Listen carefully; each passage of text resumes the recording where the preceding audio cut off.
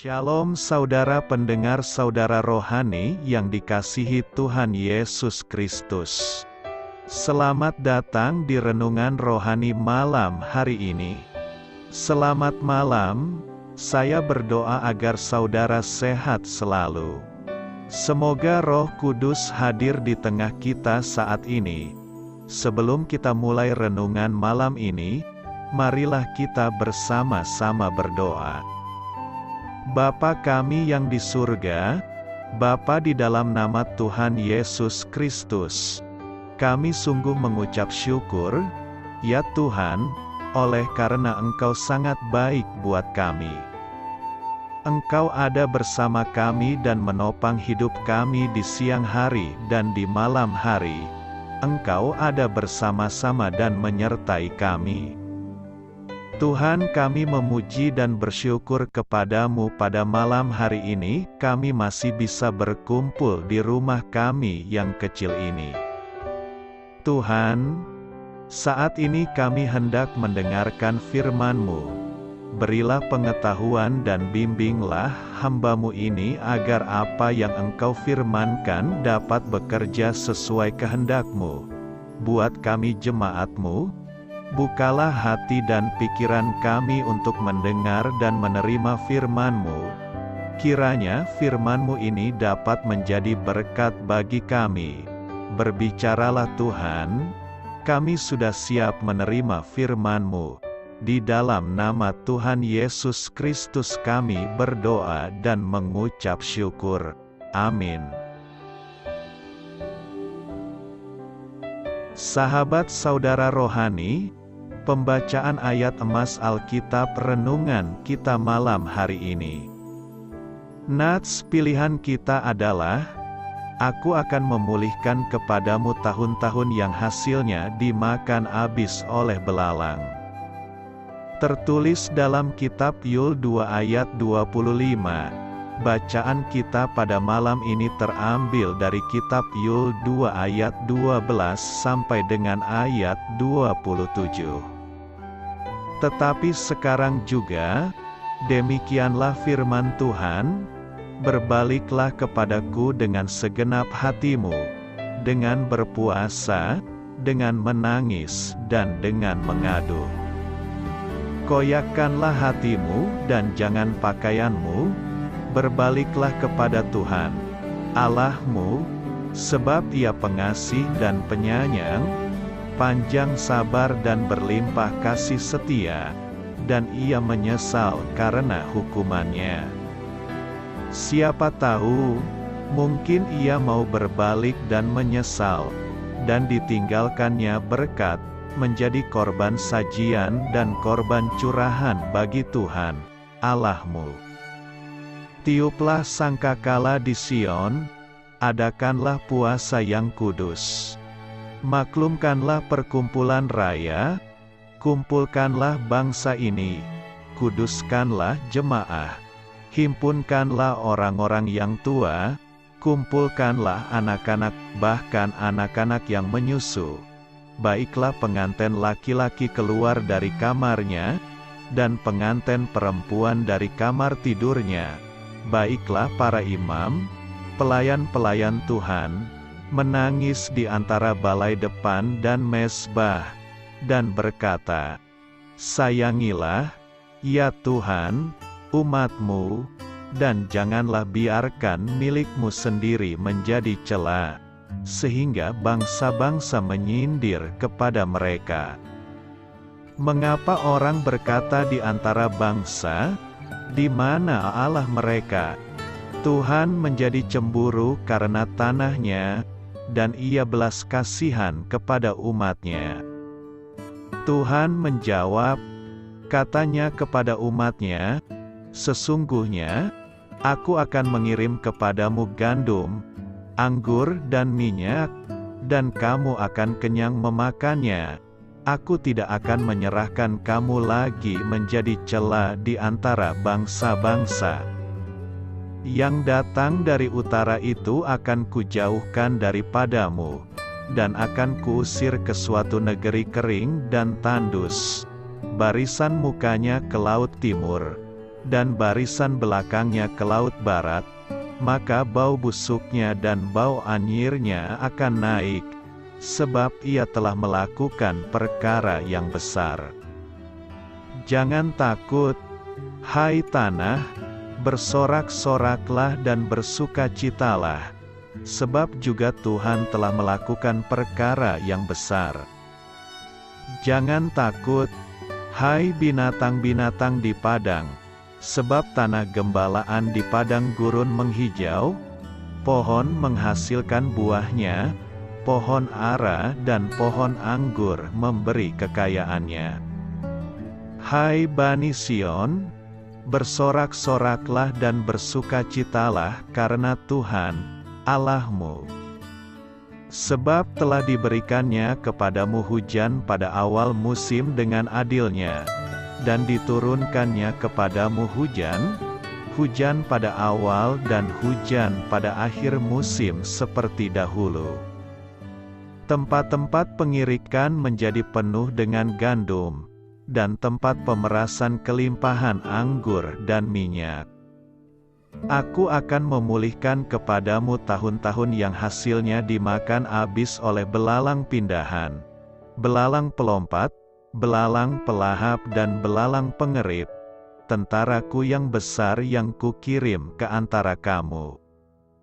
Maka kamu akan makan banyak-banyak dan menjadi kenyang, dan kamu akan memuji-muji nama Tuhan, Allahmu, yang telah memperlakukan kamu dengan ajaib, dan umatku tidak akan menjadi malu lagi untuk selama-lamanya. Kamu akan mengetahui bahwa aku ini ada di antara orang Israel, dan bahwa aku ini, Tuhan, adalah Allahmu dan tidak ada yang lain, dan umatku tidak akan menjadi malu lagi untuk selama-lamanya. Yul 2 ayat 12 sampai dengan ayat 27. Topik dari ayat emas renungan kita adalah: betapapun gelapnya masa lalu Anda, bersama Kristus hari depan Anda cerah. Mari kita mulai renungan malam kita. Judul renungan kita hari ini adalah Tahun yang Terbuang, Kisah Inspiratif. Berapa banyak tahun-tahun Anda yang hasilnya hilang dimakan belalang? Apakah keinginan pribadi, hawa nafsu, motivasi penuh dosa, dan ambisi pribadi Anda telah merampas sukacita, kedamaian, dan keberhasilan dari hidup Anda? Mungkin Anda merasa putus asa memikirkan waktu-waktu yang terbuang dan tidak dapat terulang lagi. Jika memang demikian, perhatikanlah perkataan Tuhan melalui Nabi Yul. Allah memberitahu umat Israel bahwa sekalipun mereka pernah tidak menaati Tuhan dan mengalami pendisiplinan Tuhan melalui wabah belalang, tetapi masih ada pengharapan bagi mereka. Tuhan berkata bahwa Dia pengasih dan penyayang, panjang sabar dan berlimpah kasih setia. Yul 2 ayat 13.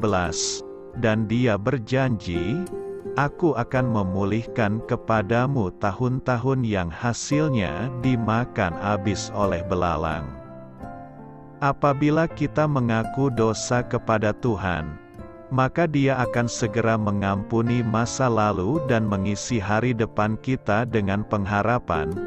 Dia dapat memunculkan kebaikan dari tahun-tahun kita yang terbuang. Dia melakukannya dengan cara mengajari kita kerendahan hati melalui kegagalan yang kita alami, dan menolong kita memahami kelemahan yang sering kita perbuat terhadap orang lain. Meskipun tahun-tahun kita yang lalu telah dirusak oleh dosa, Allah sangat rindu untuk memulihkan kita dan memberi hasil terhadap pekerjaan kita.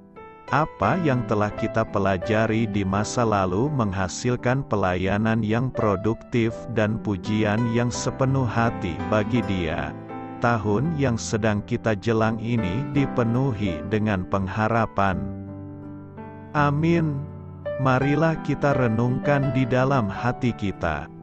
Penulis kitab Yul menyatakan Nabi Yul sebagai penulis kitab ini, Yul 1 ayat 1. Tanggal penulisan kitab Yul diperkirakan dituliskan dalam kurun waktu antara tahun 835 sampai tahun 800 sebelum Masehi. Yudea, latar belakang kitab ini, terpukul oleh serbuan belalang. Serbuan ini telah menghancurkan segala sesuatu ladang gandum, kebun anggur, taman, dan pepohonan. Yul secara simbolik menggambarkan belalang sebagai bala tentara manusia yang berjalan berbaris dan mengistilahkannya sebagai sebuah hukuman ilahi bagi bangsa ini karena dosanya. Kitab ini membahas dua kejadian, yakni serangan belalang dan pencurahan roh. Penggenapan bagian awal kitab ini dikutip oleh Rasul Petrus di dalam Kisah Para Rasul pasal 2 di mana digenapi pada waktu Pentakosta. Yul 1 ayat 4, apa yang ditinggalkan belalang pengerip telah dimakan belalang pindahan. Apa yang ditinggalkan belalang pindahan telah dimakan belalang pelompat. Dan apa yang ditinggalkan belalang pelompat telah dimakan belalang pelahap. Yul 2 ayat 25, Aku akan memulihkan kepadamu tahun-tahun yang hasilnya dimakan habis oleh belalang pindahan, belalang pelompat, belalang pelahap dan belalang pengerip, tentaraku yang besar yang kukirim ke antara kamu. Yul 2 ayat 28 isinya adalah, kemudian daripada itu akan terjadi, bahwa aku akan mencurahkan rohku ke atas semua manusia, maka anak-anakmu laki-laki dan perempuan akan bernubuat, orang-orangmu yang tua akan mendapat mimpi, teruna-terunamu akan mendapat penglihatan-penglihatan. Sebuah tulah belalang yang hebat diikuti kelaparan yang sangat parah melanda semua penjuru Yudea. Yul menggunakan peristiwa-peristiwa ini sebagai kesempatan untuk menghimbau Yudea. Jika bangsanya tidak segera bertobat, bala tentara musuh akan menghancurkan tanah mereka bagaikan belalang yang sudah datang. Yul berseru kepada semua orang, termasuk para imam untuk berpuasa dan merendahkan diri sambil meminta pengampunan Allah. Jika mereka meresponi seruan ini, maka akan diberikannya berkat materi maupun rohani kepada bangsa itu. Akan tetapi, hari Tuhan itu sedang datang. Pada waktu itu tulah belalang ini akan terlihat sebagai serangga jika dibandingkan dengan penghakiman Allah. Tema utama kitab Yul terkait hari Tuhan. Hari di mana murka Allah dituangkan dan penghakiman itu datang. Pada hari itu, Allah akan mengungkapkan atribut murkanya, kuasanya, dan kekudusannya. Ini merupakan hari yang menakutkan bagi musuhnya. Pada pasal pertama, hari Tuhan diwujudkan dalam bentuk tulah belalang. Pasal 2 ayat 1-17 adalah pasal transisi di mana Yul menggunakan tulah belalang sebagai metafora, sementara kekeringan sebagai panggilan untuk pertobatan. Hari Tuhan secara eskatologis dan seruan untuk menjawab panggilan untuk pertobatan dengan nubuat mengenai pemulihan materi, rohani, dan bangsa. Ketika Perjanjian Lama berbicara mengenai hukuman bagi dosa, baik secara individu maupun secara bangsa, kedatangan Yesus Kristus sedang dinyatakan. Para nabi Perjanjian Lama berulang kali menghimbau Israel untuk bertobat. Meskipun mereka bertobat, pertobatan mereka dibatasi oleh Taurat dan perbuatan. Korban binatang yang mereka sembelih hanya merupakan bayangan dari pengorbanan agung, yang akan dilakukan sekali untuk selamanya, yang kelak akan datang di salib. Ibrani 10 ayat 10. Yul mengatakan bahwa penghakiman agung Allah, yang akan terjadi pada hari Tuhan, betapa hebat dan sangat dahsyat hari Tuhan. Siapakah yang dapat menahannya? Yul 2 ayat 11. Kita, dengan upaya sendiri, tidak mungkin dapat bertahan. Akan tetapi, jika kita telah menaruh iman kita di dalam Kristus untuk penebusan dosa kita tidak perlu takut menghadapi datangnya hari penghakiman. Praktek tanpa pertobatan, penghakiman akan mendatangi kita, pasti, menyeluruh, dan mengerikan. Kepercayaan kita seharusnya tidak disandarkan kepada harta yang kita miliki, tapi hendaknya di dalam Allah saja.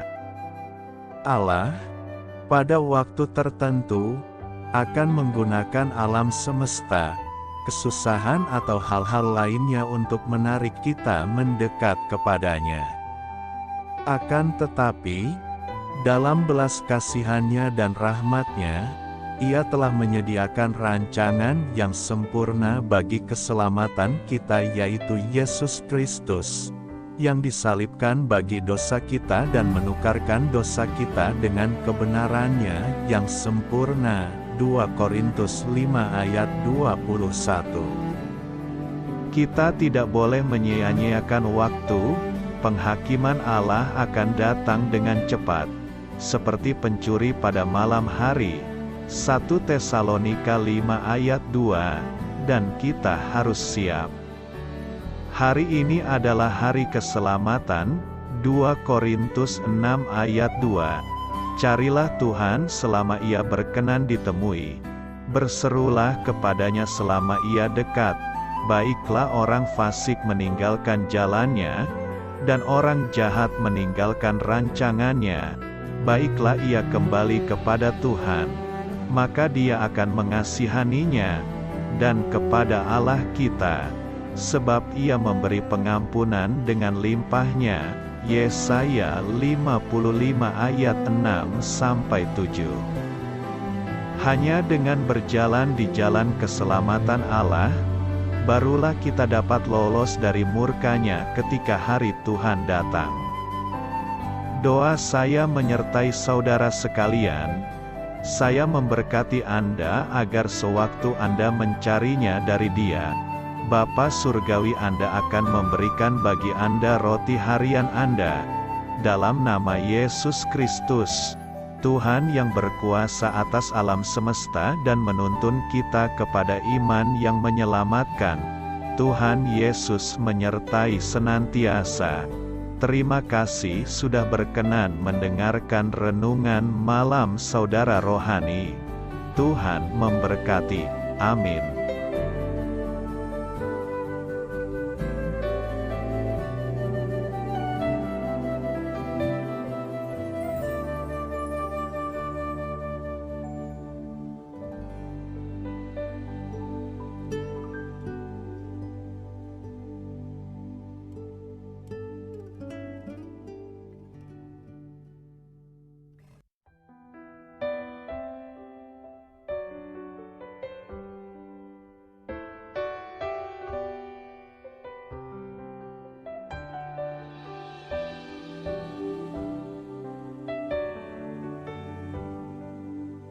Marilah kita renungkan, sahabat saudara rohani, demikianlah renungan firman Tuhan malam hari ini. Semoga menjadi berkat di dalam hidup kita dan menjadikan kita pribadi yang lebih baik. Sebelum kita beristirahat pada malam hari ini, marilah kita berdoa.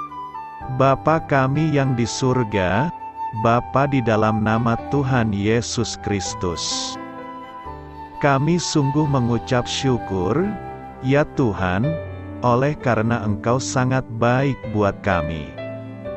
Engkau ada bersama kami dan menopang hidup kami di siang hari dan di malam hari. Engkau ada bersama-sama dan menyertai kami, ya Tuhan Yesus.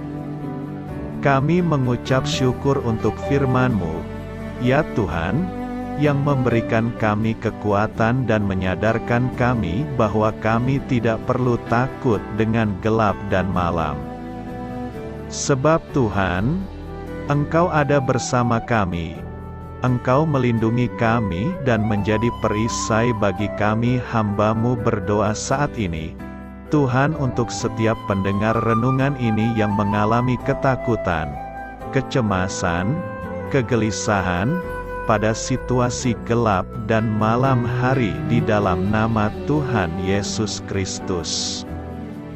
Kuasa Tuhan melepaskan mereka dari segala ikatan roh-roh ketakutan yang mengikat mereka saat ini. Tuhan melepaskan setiap anak-anak-Mu dari segala rasa takut dan kecemasan. Di dalam nama Tuhan Yesus segala kuasa-kuasa roh jahat, kuasa setan iblis yang mengganggu anak-anak-Mu, ya Tuhan, tolong hancurkan dan halaukan dengan kuasa-Mu. Dalam nama Tuhan Yesus Kristus, berkati setiap kami anak-anak-Mu, ya Tuhan, dan lindungilah kami. Kami aman di dalam Engkau.